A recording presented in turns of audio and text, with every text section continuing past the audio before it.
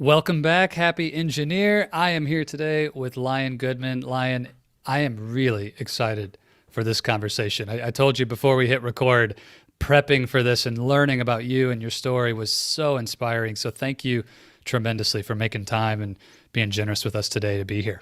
Well, I'm equally excited. Let's dive in. I can't wait. Lion, I really want to go back to something that caught my eye when I was looking at your LinkedIn profile. I wanted to know your background in terms of education, and I saw your undergraduate degree from University of Colorado Boulder, and I had no idea what it was. Consciousness studies.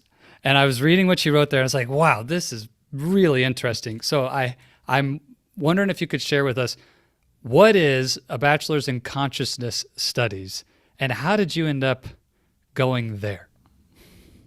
First of all, it was one of the first degrees granted in that field. So there wasn't a precedence for it. I created it out of whole cloth. And the university had a program for people like me who would otherwise rebel. And they said, well, if you want to put your own major together, go ahead and do that. Just give us the professors and the classes. So I basically put together everything I wanted to learn in every department I could think of, including dance and mime and sciences and aerospace engineering. And I just took everything I wanted to take and studied everything I wanted to study. And I got my professors to say, yes, we endorse this. So I got the degree. Specifically, it's in physiology and human consciousness. Today, we would call it consciousness studies. That's so amazing. First of all, just to do that, I think is awesome to step into university and say, "Hey, I think I'll just pave my own way from a blank canvas." I don't know very many people who've ever done that. And I'm curious, Lion, like, was that something you knew you wanted to do on day one when you stepped into the University of Colorado Boulder, or was it something that evolved through your freshman year to say, I can't find anything that fits me and I'm going to go create it? Or how did that come to pass? I was very lucky to meet in my freshman year a teacher named T.D. Lingo, who had 3 degrees from the University of Chicago, had been in World War II as a gunner on the front lines, and had left the war asking the question, why did I have to kill my brothers and sisters?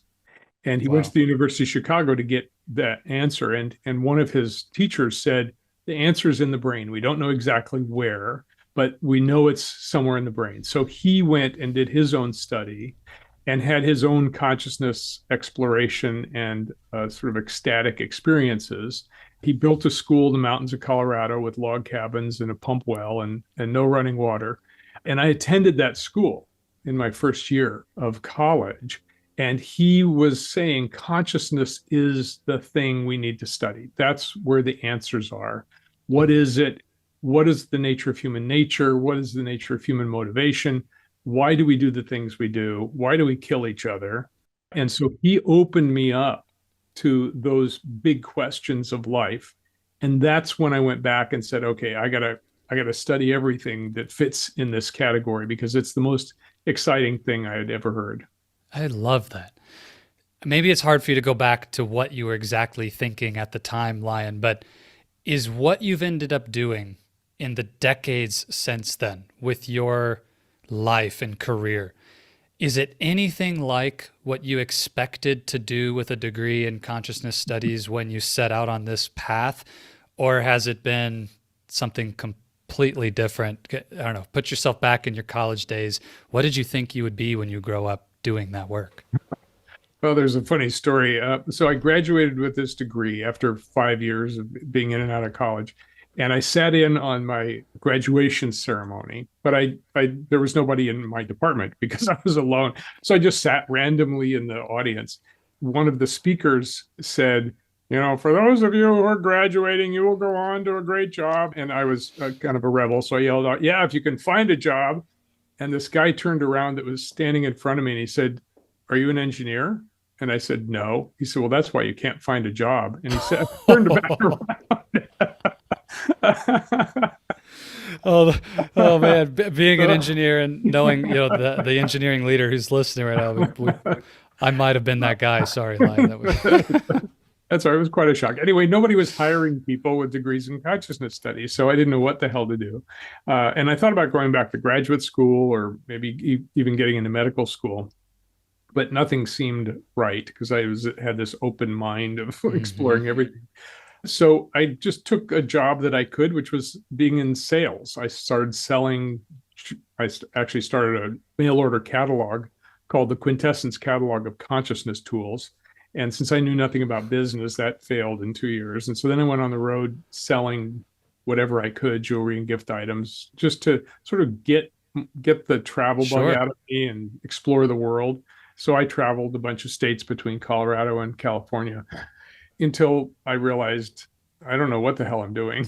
So I was kind of lost. I was having a good time, being a hippie salesman.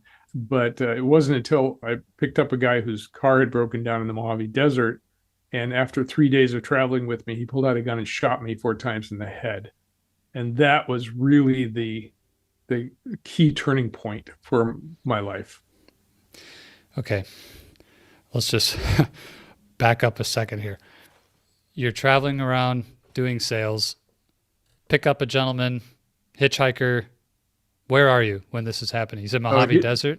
yeah, I was in the Mojave Desert. His car had broken down. Okay. And I was a good Samaritan. I'd stop and help people on the road because I was on the road and I was just a nice guy. And Sure. so I stopped to help him, and he said, "Oh, my car's broken down, and just put $200 into it, and I don't know what's wrong." I said, "Well, I'm heading into LA. Do you want to ride?" And he ended up traveling with me for 3 days because he had nothing better to do. And I was nice to him. I gave him clothes and showed him some books and grew to trust him and sent him on errands to gas up the car or wash the car, that kind of thing. And then at night we'd camp out somewhere in the middle of nowhere. Oh, And man. so the third night out, I was in the back of the van moving things around because it was very crowded. It was like a small RV. And he was in the front of the van, and suddenly there was an explosion, and I felt something hit me in the head. And I thought maybe the gas stove had exploded. So I looked up, and the gas stove was intact. And I looked to my left, and there he was with a gun pointing at me from the front Mm. seat. I realized he had shot me. Oh, my And it was a goodness. bit of a wake up call. A, a bit feels like an understatement, Lion. So, 4 shots. How do you survive that? Did they glance? Was it just a low caliber weapon? It didn't penetrate the skull. Like I can't even fathom this. So the first bullet hit me. I didn't know what had happened. It felt like somebody hit me over the head with a metal bat or something. And at first I was completely shocked. And I said, "Are you shooting at me?" like, like, duh, And then he shot again. And at first I thought he was warning me that he was just going to take my stuff and leave me naked out in the desert, which would have been fine at that point. I said, "It's all yours. You can have it all." And I wasn't attached to any of it.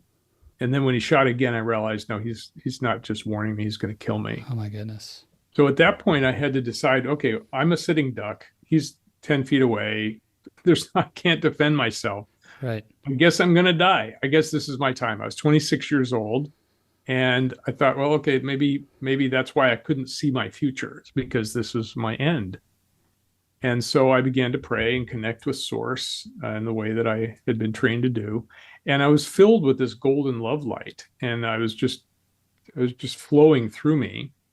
And I thought I didn't want to die with any anger or upset or unfinished business. So I went back through my past and forgave everyone that had ever hurt me, including him, and asked for forgiveness of those I had hurt.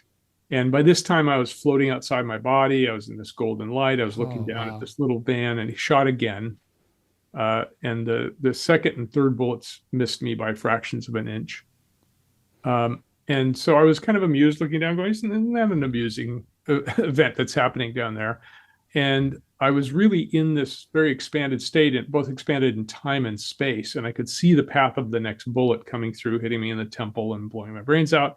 And I went, "Oh, okay, this is the end. That's all right. I'm going home." It wasn't a big deal for me. It was a Wow. very peaceful place. And he shot the fourth time, and my head was thrown violently to the right, and blood was dripping down. And I was back inside my body. And I thought, that's weird. I'm supposed to be out of my body, but I'm back here. And I had studied anatomy and physiology and physical training and that kind of thing. So I was checking out my body. I figured, well, if the bullet went through, there's got to be something missing in my whole self. What my thoughts seemed to be intact, my body seemed to be intact. I could feel everything, I could move everything. So at this point, I thought, well, I'm back in my body. I'm going to die. I might as well at least look my assassin in the eyes because I was perpendicular to him. And so I turned my head to the left and looked at him, and he freaked out. And he said, "Why aren't you dead, man? You're supposed to be dead." And I didn't have a good answer for that question. So I just said, "Here I am." And he said, "That's too weird, man. It's too weird. It's just like my dream this morning." I said, "What dream?" And he said, "I dreamt that I was shooting at this guy and he wouldn't die, but it wasn't you, it was somebody else in the dream." And at this point, I think to myself, who's writing this script? And how did I get into the movie without signing a contract, you know? So I thought, well, okay, here we are. We're in this weird situation. So I began talking to him. I figured if I could talk to him, maybe he wouldn't shoot me again. And I didn't know what kind of gun he had. Maybe it was a clip, maybe it was a cylinder. There were at least two more bullets that he could shoot me with. But if I could just control him with my voice and very soft, even voice, maybe I could settle him down because he was jumping around, looking out windows. I mean, we were in the middle of nowhere. Nobody would have come near it if they could hear it. So this began, to cut a very long story short, an 8-hour conversation. No way. Yeah. So you're bleeding horizontal in the back of your van for 8 hours chatting with your would-be assassin, and then end up surviving. And I don't know how many times you told this story, but here we are hearing this, like, wow, that's just amazing. And I know, to your point, we don't have 8 hours to recap that whole conversation, but if you had to boil it down to, what happened in those 8 hours, what's the cliff note? First of all, my story's been published widely. It's available on my website, and award-winning film was made based on my story. So, wow. Yes, I've told the story many times in many different ways. The bottom line is that I realized that I had been transformed, and he had also been transformed. He started showing care, so I was asking him open questions. You are an expert in asking questions, so I was trying to get him to talk and get him to care. And at one point, he let me out of the van, and we walked down this pond, and he kind of held out the gun. He said, "What would you do if I gave you this gun?" And I said, "I'd throw it into the water." And he said, "You wouldn't shoot me? You wouldn't try to kill me?" I said, "No, why should I? I've got my life. You've got yours." And he looked at me with a very strange look in his face. And he said, "Man, you are the weirdest person I've ever met." And I knew that was true. And I was probably the weirdest person he would ever meet. So we negotiated and talked and negotiated and talked, and we finally agreed to let each other go. I would let him go and not turn him in. He would let me go, and he promised to never do anything like that again. And so we parted. We actually shook hands, and I went and took myself to the hospital, where the doctor informed me that 2 bullets had glanced off my skull. Wow. Lion, let me pause for a moment and simply acknowledge, the power of that story, your life, the amazing impact you've had since then in the world and continue to have today. And in a way, I feel ill-equipped. Like, where do you go from there? It's such a powerful moment. And thank you for sharing that. And I'm so glad that you were protected in that situation. And it sounds like transformed a life in the process. And I'd love to know what he went on to go and do in the world. I hope and pray that it's something extraordinary with the gift of a second chance that you gave him. Do you have any idea, were you ever in contact again, or did he look you up? Or Nope. I'm kind of glad he didn't. Yeah, I think I would be too, but man, that's just amazing. So as hard as it is to transition from that moment, here you are, you actually moved into some work that's really near and dear to the heart of engineering leaders and myself for your first true career after that. So you want to tell us about where you went and how you got hooked up with coaching and executive search and all that work? Sure. First of all, I didn't want to travel anymore. So okay. I took the time to sit behind a desk right for a while. Equation. I could imagine. So wow. I was looking for a job in LA. That's where we ended up. And a headhunting company offered me a job. And I went, yeah, sure. I don't know anything about it, but I'll try it. And that began a 25-year career in recruiting and headhunting. And I moved from contingency recruiting to retained search and over those years, started my own company, turned it into a Yes. dollar boutique firm. And we specialized in healthcare informatics and high level consulting and a few other technical and marketing realms. And we were really good. And I was really good because I could read people. Now, Yes. what I realized after that incident was that I thought I was psychic, but I was clearly not psychic. Okay. If I Okay. didn't know what he was up to, I was not psychic, but I still could read people and I could match people based on who they were, Hmm. not just what their resume was. Because I looked at over 100,000 resumes during that time. Everybody had an objective at the top of the resume at the time, and everybody's objective essentially came down to, I want to have more money and more fun. so so I realized, all right, we're all the same. Yeah. So even during that time, I was exploring consciousness because based on my experience, the primary belief, I am my body, changed. I am not my body. Clearly, I'm not my body because I was out of my body and Hmm. and I was still awake and alive. So I began studying beliefs and psychology and consciousness even more deeply at night and on weekends. So I Okay. took over 100 workshops and trainings in self-development and consciousness and psychology Brilliant. to further educate myself, as well as shamanic practices and spiritual practices. So I was really putting a life together, got married, had a kid, did the householder thing. And finally, when the dot bomb happened, my headhunting business went down the tubes. By the way, it's kind of ironic that I had my head hunted and then I became a head hunter. I, Just I saying. wasn't gonna say that, but it did cross my mind. I wasn't sure if that was an appropriate joke to make. I'm glad you made it. Yeah. Oh, And so the dot bomb happened. All my clients went away. There were hundreds of interesting. thousands of Yep. people available. They didn't need headhunters anymore. So I was kind of like, what do I do now? My whole career is down the tubes. And what I really loved all of that time was the consulting that I was doing to leaders, helping Sure. them find the right kinds of people, building their teams. And so I turned to coaching and I became a coach.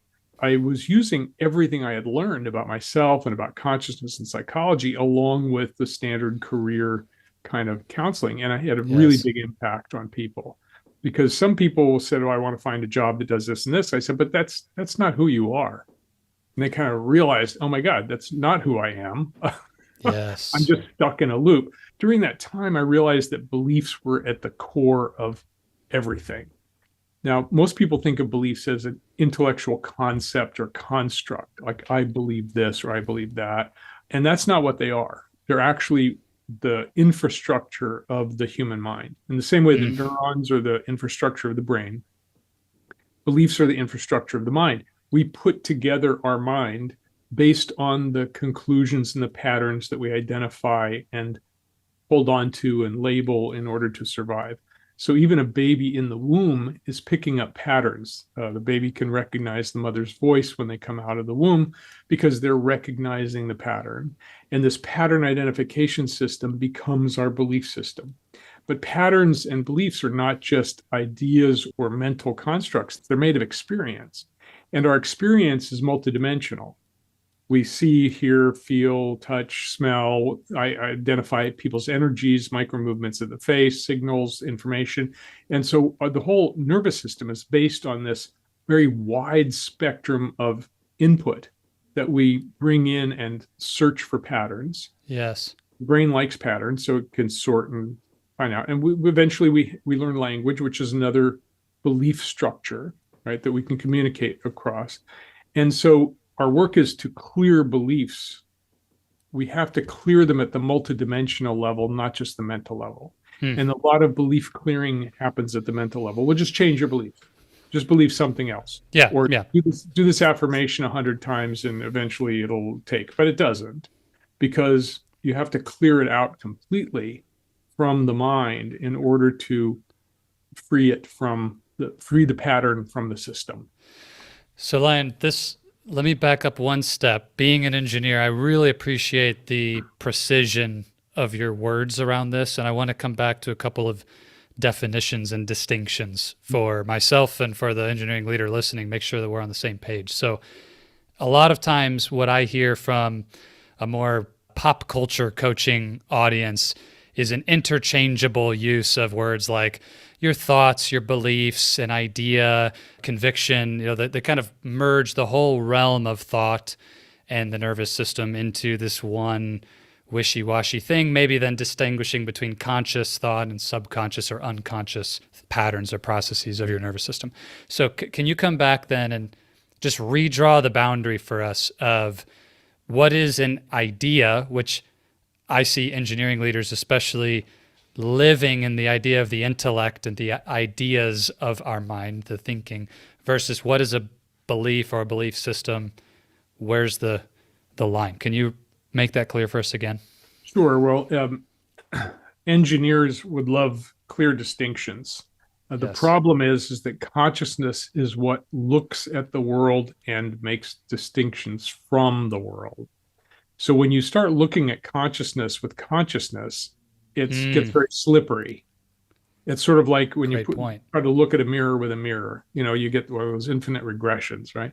So language is a system for communication, and it's an abstraction from experience. So somebody points out a dog when I'm a child, says, "Oh, look, a doggy. A dog goes bow wow." And enough of that, and I start identifying the dog as an animal that's called dog. It's a word applied to the animal. The animal's an infinitely complex creature, just like we are. It's got its own personality and its own senses and its own world that it lives in, right? But as soon as we put a label on it, dog, now I don't have to get to know the animal. I can just identify it with the abstraction of the word. So language is a belief structure. That animal is called dog, right? Now, another animal walks by and the child says, doggy. And mother says, no, that's a cow. Cows go moo, doggies go bow wow. So, okay, now I have a distinction. Yes. But again, I haven't gotten to know the animal from direct experience. I've gotten to know what the label. Now, all of the things you were talking about, thought, idea, consciousness, subconscious, these are all labels for a highly complex multidimensionality of consciousness. It is multidimensional. We're multidimensional beings having multidimensional experiences, but we can label certain parts of the multidimensional universe and put it in a box and call it something. Now, that has a lot of very practical use. Look at what we've created with language and engineering and storytelling and the ability to communicate very complex concepts with number and language. But when you start examining consciousness, it's not so simple. How do we talk about multidimensionality in a way that's not multidimensional? We have to put it in a box. It's sort of like saying, what's God? Well, as soon as I start talking about God, I have to use language to minimize what that is in a way to communicate it to you. Because there's an experience of God and then there's the talk about it, right? This is a brilliant way to approach that. And I feel it in myself, even as you're talking now, that engineering circuitry in me wants to, but there's got to be a set of words that properly define the thing we're talking about, right? There's a natural pull towards that. And I love what you said. If you use consciousness to seek to understand the consciousness, that's a slippery slope. The mirror picture is a perfect one. So help us then, Lion, as we unpack this and as you do the work you do now. Maybe I'll take a pragmatic angle of the question. Because of that difficulty to put boundaries and distinctions in place on something that is truly complex and multidimensional, and we may never come up with the right words to fully describe or understand it. How do we then use the understanding we have and actually create the change and get value from what we know about consciousness? Well, you may know that the statistician George Box said all models are wrong and some are useful. Yes, brilliant. So we have to apply a model that is useful and wrong. The model will make our language and our ability to communicate practical, and we can model consciousness, we can model psychology, we can model beliefs, we can model how the world works, physics and chemistry and biology, and then use language to describe it and then make practical use of it. So These are useful wrong models. So which of the useful wrong models would you like to talk about? Yeah, well, maybe for the sake of today, I know we had mentioned before we hit record that there would be some benefit of seeing some of this in practice. And so maybe, call it dealer's choice, Lion. If you were going to present a model and then how it might be applied, and we could do some practice or a demonstration of that right now, where would you take us? What's an easy place to begin? One of my favorite models of consciousness is to think of the sun. The sun is radiating in all directions, right? With its light, multiple frequencies, heat, light, things we can't see and can't feel, but they're out there and we can measure them with our instrumentation. We're made of the same stuff as the sun, hydrogen, nitrogen, the same chemical makeup of everything, the earth, us, fish, birds, sun, stars. So we are made of star stuff, as as was said. That's awesome. So consciousness is also everywhere in the same way that space is everywhere, time is everywhere, and matter and energy are more concentrated in certain ways. But consciousness is another fundamental. It can't be said to be something else other than what it is, which is consciousness awareness. So we are also made of consciousness. Now, in the same way, we have that light of awareness coming out of us, and we can direct that light of awareness. The word attention comes from the Latin ad tendere, meaning to stretch toward. So we can stretch our attention toward something or someone, and then we have experience from that stretching toward. Now, if that's all that there was, we would all have a complete, pure, and valid experience of whatever we're attending to. And that would be groovy. And every once in a while, someone has one of those experiences. You're looking at something and suddenly you're absorbed by it and Yes. you become it, and it's kind of an awakening experience. But that's not how it happens most of the time. Most of the time, we're looking through a filter. So imagine a lens in front of our consciousness, and that filter, when we're born, is pretty open and we can see clearly through it. But then we start getting programmed with beliefs. Your name is Johnny. You're going to grow up to be a big, strong engineer. Yes. Okay. We're a family, right? And so that lens starts getting filled up with the beliefs that are of our parents, the beliefs of our siblings, the beliefs of our friends, then our teachers, then our culture, then our religion. And that lens starts getting very crowded and starts darkening like a cataract in the eye. And so now we can only see certain things through that lens. We still have pure awareness, but it's getting filtered both outward and inward. We see the things that line up with our filter, just like sunglasses filter out certain frequencies. So we only see certain things based on our beliefs, and we also become, what we see. So we develop our own personality out of those beliefs. Yes. So this is the process of how consciousness works as a model for why beliefs get in the way of our lives. The quick follow-up to that, you mentioned we are emitting in a way that energy. We're also receiving through that lens. It's being filtered as things are coming into our awareness. Is it fair to say that the lens is always the same in terms of the filtering of what comes in and the projection of what goes out, or is it different? Meaning, as we emit, it's passing through a different set of beliefs than what's coming in. I'm curious your perspective there. Yeah, it operates both ways. That set of beliefs both creates who we are, how we show up, how we respond to the world, and it also filters what we can see and what we can't see. Okay. So that's actually the leverage point. If you could change the beliefs that make up that filter, you could change your experience. You could change who you are. You could change how you respond. You could change how you feel. You could change who you can relate to. You could change your politics. You could change your religion. You could change your spirituality. So that is the key leverage point in this perfecting of the human being. The power of beliefs in engineering. You have a really interesting statement, almost for many, a paradox or a dichotomy that doesn't belong together. We tend to academically, Lion, use words like, well, what is a fact, what is true, or what's observable.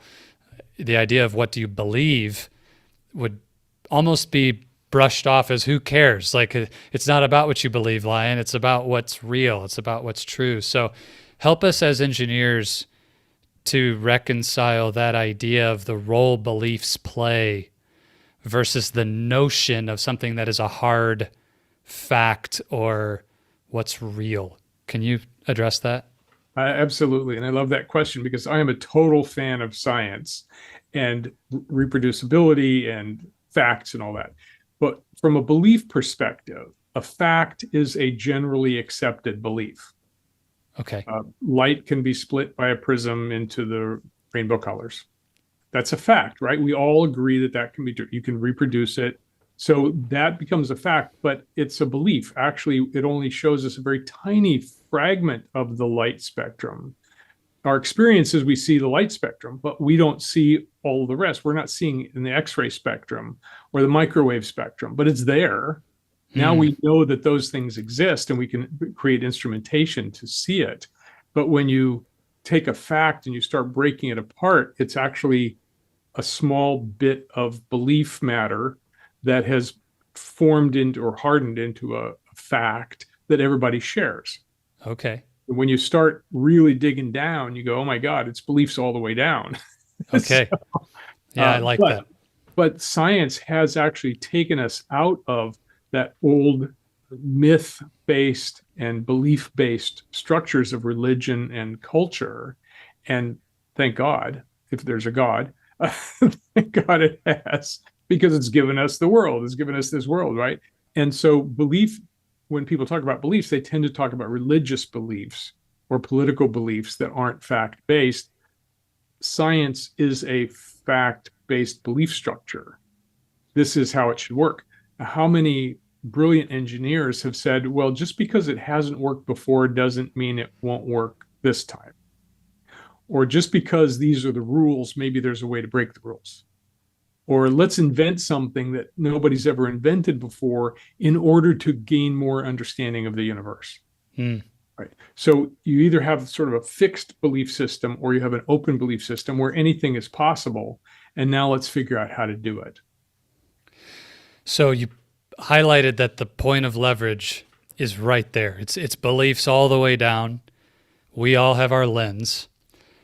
How do we become aware of what is the belief on the lens versus what's passing through from the other side of the lens? And then maybe the follow-up is, then how do we change it? And I know we don't have time today to go through all of Lion's incredible work. I mean, if the person listening wants to know more, like, go talk to Lion and pursue this. And we'll share those resources in a minute. But what's the way to get clarity of what's actually on the lens versus passing through? My favorite way of doing that is called the belief self-diagnosis, where you take a topic like science and you say, what do I believe about science? And you ask that question and write down something you believe. And they say, what else do I believe about science? And you write that down.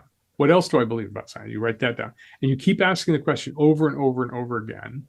And then you look at the list after you've exhausted your mind with the long list. And you say, is that really true? Is it always been true? Or is it partially true? Because science keeps evolving and we keep discovering new facts and new ways of it. So every belief we have was true at a time in some context, but it may not be true always. It may not be true in another dimension. It may not be true in the realm of spirituality, or it may not be true in the realm of, who knows, ghosts. Who knows? So one of the beliefs of science is if you can't see it and prove it, it doesn't exist. Well, consciousness is tough to disprove. Because you have to look through those instruments with your consciousness, and you have to calculate your formulas with consciousness. So we know that consciousness exists, but you can't touch it, feel it, identify it, put it in a box, label it, or radiate it, right? So what do we do with that? That's the whole realm outside physical universe. That is another universe in some way, in some dimension or space. I don't know what it is. But I'm sure interested in finding out. So if you're an engineer and you want to go explore consciousness, come talk to me and we'll come up No with some doubt. experiments. No doubt. Well, and I think really this is an important point that every engineer faces at some stage of our journey, Lion, is there are things we're talking about the simplest essence of the fact that I do have access to my own consciousness and that I'm able to think and I'm able to imagine and I'm able to use this faculty that can't be seen, measured, etc. Opens the door to the fact that not everything is a quote unquote hard science. So Let's take another quick topic: relationship. sure, please. Relationships are very hard to quantify because we're dealing with it one complex human being in relationship to another complex human being. One of my favorite sayings is life is simple. And then someone else walks in the room and it gets complicated. I say very similar things as jokes to my clients. Engineering and leadership is very easy until other people get involved. Yes, exactly. So we have to, so you can do the same thing with your beliefs about relationships. Let's list them all down and see, is this belief beneficial or is it detrimental to your relationships? Yes. So, Lion, you had mentioned potentially doing a quick process in this conversation, and I know time is limited. Is that something you're still open to doing? Yeah, and this is something that our listeners can go along with. Awesome. So beliefs create experience, and experiences create beliefs. They're somehow interwoven. What I'd like you to do is to close your eyes for a minute and Sure. and feel what it feels like to hold the belief there's something wrong with me. And I invite everybody to do this. Just say this to yourself as if it's 100% true and feel what it feels like to believe that. And Zach, what does that feel like to you? There's two things that I noticed right away. The first one is a almost violent reaction, not wanting to believe it. Like, no, that can't be true. I don't want that to be true. Mm-hmm. And that was met with a tense, tight energy in my neck. I actually felt my shoulders tighten up right as you said that, Lion. Mm-hmm. But then the second, like right behind it, as if the two thoughts were connected, was, well, I wonder what it is. Maybe it is true and there is something wrong. Mm-hmm. And so when you say it to yourself, there's something wrong with me, and try it on like you're trying on an outfit of clothing at a store to see how it feels. And when you believe it, what does that feel like to believe it? Gross. I don't Mm-hmm. like it one bit. Mm-hmm. Do you notice any particular area of your body that feeling comes from? There's a weight on the front of my chest, almost as if it's pulling my sternum down. Mm. My feet feel heavy, heaviness in my whole body actually, and Mm-hmm. Shortness of breath. Good, good. And these are quite common. So everybody feels a little bit differently, but that's part of the common parlance of that particular belief. Okay, so now take that off as if you tried on a suit of clothes that makes you feel that way, and toss it to the side. And now try on a different belief. Feel what it feels like to hold the belief, I am a sacred and worthy being.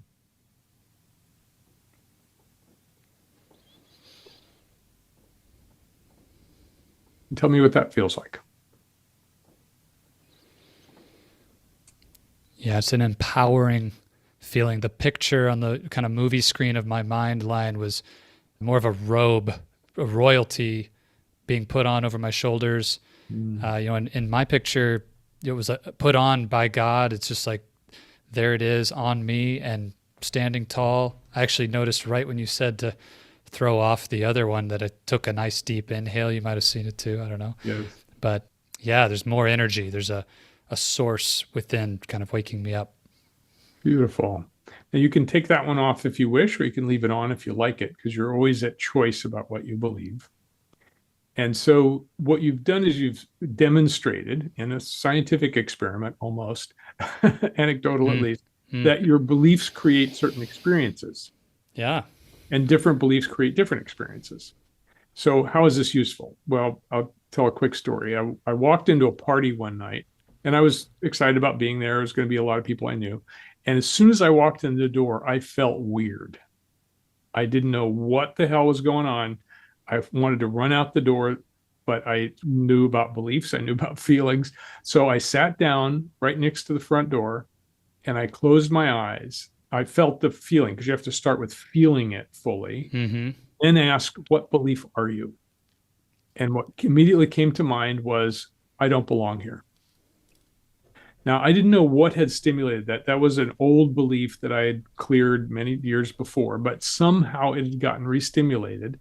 It might have been from the smell. It might have been from someone's body movement. It might have been from the sounds I was hearing or a voice Okay. I was hearing. But something had stimulated that belief. And now I was feeling it. And so I used my process of clearing that belief, I don't belong here, and installing a new belief, I belong here. I stood up and I was in a completely different party. People were warm and friendly and waving me over, and I had transported myself from one universe to another. That's a practical use for this, is asking what, starting with your experience and working your way back to the beliefs so that you can decide whether that belief is Yes. serving you or not. I love this. And Lion, we do some similar practices with our engineering clients that we work with at Oeco, and showing them how practical, simple, powerful it can be when you do, maybe you're showing up for a big meeting, big presentation, and you catch yourself in that place with some panic or anxiety or fear about how this is going to go. And to actually become aware how that's showing up in the body, to then recognize I have a choice to think and believe and then feel and act differently in this situation. So for anybody who thinks this whole conversation is a bit woo-woo, like the practical application of creating real results in the life that you dream about is astronomical. I just want to echo and acknowledge the work that you do is so useful. And to master that skill for yourself, the way you described, you don't need to go into an hour-long psychotherapy session with your coach or counselor to do this. You can master some of these skills for yourself, I think is really tremendous. Man, I would love to go on and on and on, Lion. There's so much. But if there was one place outside of just kind of doing this quick practice to create evidence that this is true, but if there was a skill or a tool someone could use to start getting some meaningful benefit in their life, is there something that you would start with, or a simple low-hanging fruit tool or application of this that somebody might experiment with coming out of our chat today?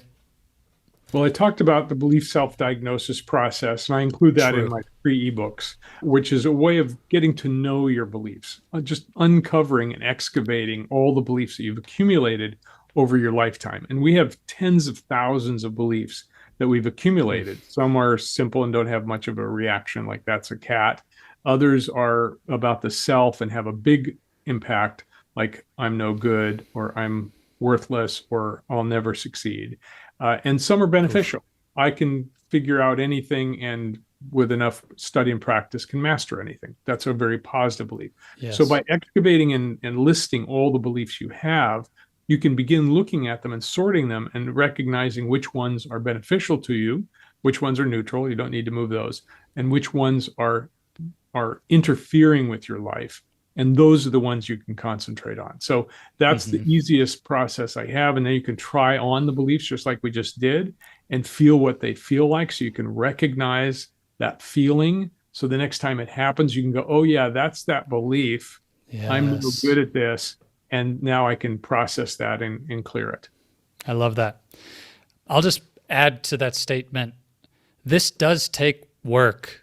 It's intentional. You must carve out the time and do these processes and sit and do the work on your mind, on your consciousness. It doesn't just happen by listening to a podcast. So as much as maybe that's not in service of people listening to the Happy Engineer podcast, like I really want everyone to take away, this is something you need to carve out time and energy to go sit and do with purpose and using your attention intentionally to go and discover these things. So Lion, where can people go to, you mentioned your resources like the ebooks, and you have, I know you're actually an author, several books people could go buy and read.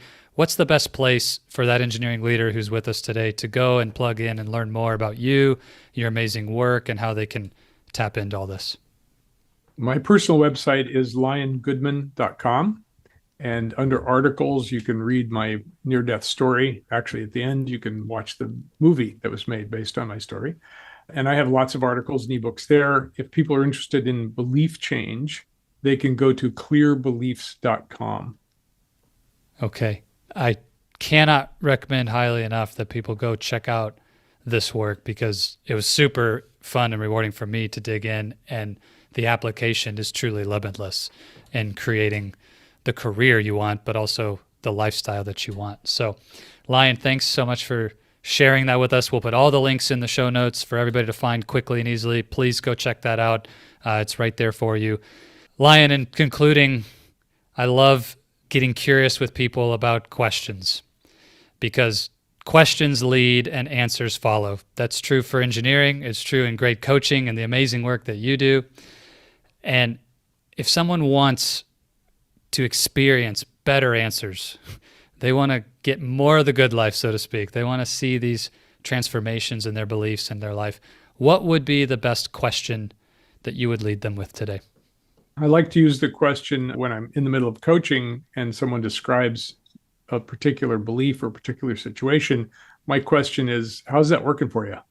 Because if it's not working, you might want to do something about it. Now, the other question is, what belief are you? Asking from your experience, what belief are you, that I demonstrated with my story, and actually tracking back and seeing what the belief is and where it first came from.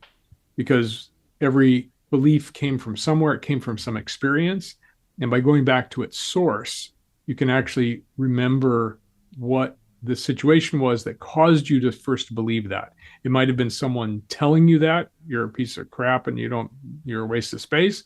It might have been a teacher that said you'll never amount to anything. It might have been being beaten as a kid and coming up with a conclusion. So the source material is really important. And if we track back, we can always find the source to any belief that we want to clear out. And then we have multiple processes for actually clearing them, all of which are really interesting and purely experiential. So, yeah. All right. More reason to go plug in with Lion and his work. What belief are you? I think that is super interesting. I'll be doing that today as I notice and experience things and feel today. Lion, thank you so much. Truly appreciate you. Lion, just want to acknowledge you, the work that you've done, how you've taken your life experience and shaped it into a body of work that is changing and transforming lives. So thank you for what you do. Such an honor to have you on today, and we'll have to do it again sometime in the future. Thank you, Zach. A true pleasure. Hello, my friend. Zach White here again, and I wanted to let you know that's all we've got for this episode of the Happy Engineer podcast. Thank you so much for investing your time with me today. It is an absolute pleasure to be able to bring you this content. Just as a reminder, it would be amazing if you would subscribe and share this episode with any other engineers you know who may benefit from this. And if you're like me, I hope that you'll take some notes and, more importantly, take action. In our audio version of the podcast on Apple Podcasts and any place that you go to find podcasts, there's a little more content from me about this episode in the debrief. If you really want to hear about how to put this into action, I'd encourage you to go grab that. But thank you for joining us for the video version of our interview today. And again, can't thank you enough for helping us to get the word out about the Happy Engineer podcast and what we're doing. If there's any way we can serve you, would love to do that. Go find us at oasisofcourage.com or reach out to me on social media at Oasis of Courage. And don't forget again to subscribe and click the bell to have notifications of upcoming releases of new episodes of the podcast. As always, I want to leave you with this. If you stay in your comfort zone, you're not going to grow. So let's crush comfort, create courage, and let's do this.